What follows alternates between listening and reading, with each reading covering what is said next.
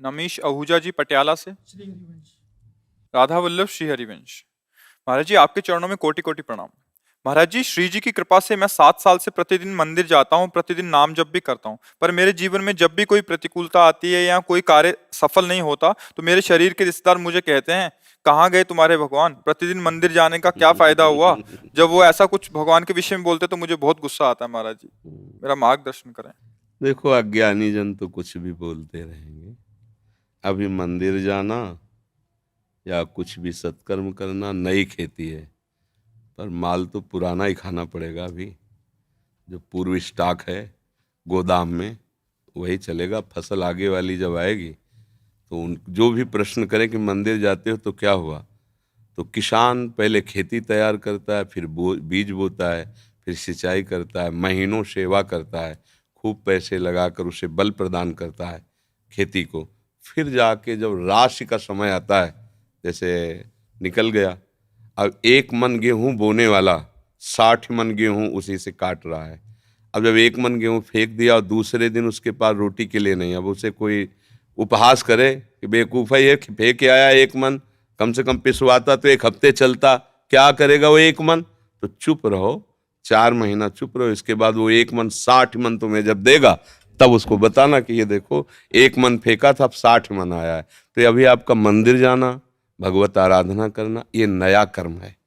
ये जब फलीभूत होगा तब तक पता नहीं वो देखने वाले रहें कि ना रहें क्योंकि कोई भी खेती तत्काल नहीं होती ना।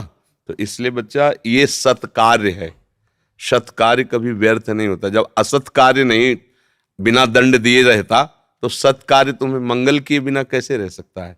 हाँ, ये जरूर है कि पूर्व जन्म के हमारे कुछ ऐसे कर्म हैं जो हमें भोगने ही पड़ेंगे। हाँ, तो इसमें कभी भगवान पे अश्रद्धा न करे। हाँ, उसको जैसे हम कई बार सत्संग में सुनाया है, उदाहरण से बात समझ में आ जाती है। 1-2 मित्र थे, स्कूल में साथ पढ़ते थे। जब थोड़े सयाने हुए तो एक गलत मार्ग में चला गया। धनी घर का था, शराब पीना, वैश्यागमन करना, जुआ खेलना, बस ऊट पटांग गनत। और एक था गरीब घर का था, वो गंगा नहाना, नाम जप करना, मंदिर जाना, ऐसे शुरू कर दिया। अब जो जिस मार्ग में चलता है उसमें उसकी और बढ़ोतरी होती, वो और गंदा, ये और भगत। तो इसने ब्याह भी नहीं किया, नाम जप, और वो तो मतलब जितनी गंदगी। एक दिन दोनों मित्रों की मिलान हो रही थी, वो उधर से आ रहा था और ये इधर गंगा नहा के नाम जप करते हुए जा रहे थे। तो जे देखा मित्र से इतना बड़ा खजूर, खजूर काटा होता ना, इतना बड़ा काटा पार कर गया।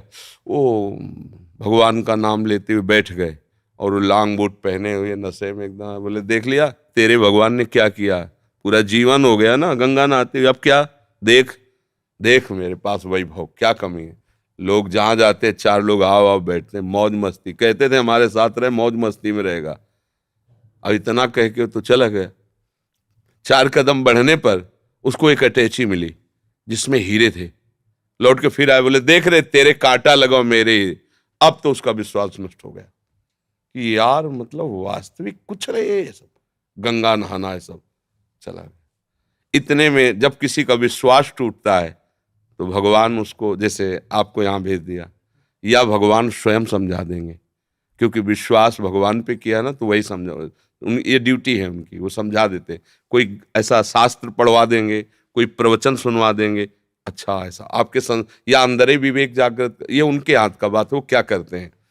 भगवान एक ब्राह्मण के रूप में वयोवृद्ध तपस्वी, अरे बेटा तुम्हारे कांटा लग गया क्या, राम राम। बोले, नाम मत लो, पूरा जीवन हो गया नाम लेते हुए, हमको क्या मिला।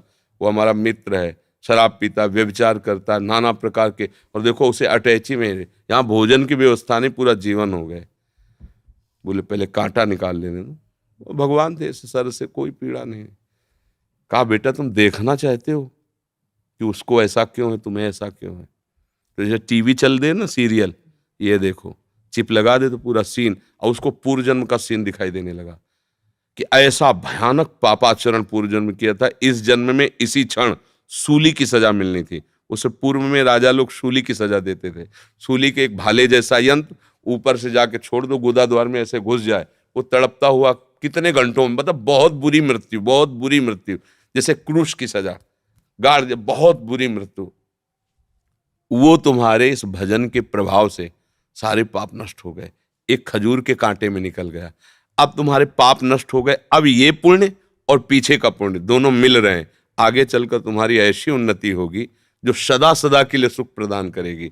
और इसका पूर्व जन्म का इतना पुण्य था कि इस समय इस प्रांत का ये राजा होता, पर इसने व्यभिचार करके पाप करके सारे पुण्य नष्ट कर दिए।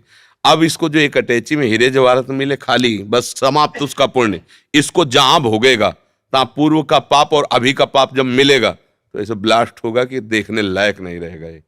अब उसको विश्वास हुआ कि हाँ ये बात, बोले तो कभी हम नहीं छोड़ेंगे भजन। बोले हाँ, भजन व्यर्थ नहीं होता। वर्तमान में देखा जाता है कि सत्य से चलने वाला, भजन करने वाला दुखी हो सकता है, और गंदा आचरण करने वाला बढ़िया। पर ध्यान रखना, वो बढ़िया तब तक है जब उसका पूर्व का पुण्य चल रहा है। जहां वो खत्म हुआ फिर देख लेना क्या बढ़िया है। हमने कई बार सत्संग में भी बताया कि एक पूर्वाश्रम में जब हम थे तो वहां आते थे ठाकुर राघवेंद्र सिंह, थे भी ऐसे ही एकदम 20 आदमी राइफल लिए उनके पीछे चले। जब जैसा मन है जिसको जूते से पिटवा दिया, जिसकी माई बहन की तरफ गंदी दृष्टि उठवा लिया।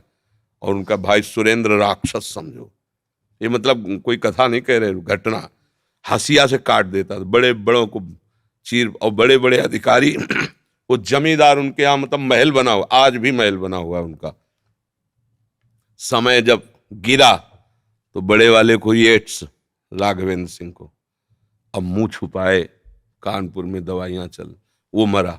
जो ही मरा तो विरोधी जनों ने चील की तरह छोटे वाले को नोच डाला, वो मरा। अब सारी जागीर में केवल बहुएं, वो भी खेत नहीं जुत सकते क्योंकि हजारों को पीड़ा दी थी ना।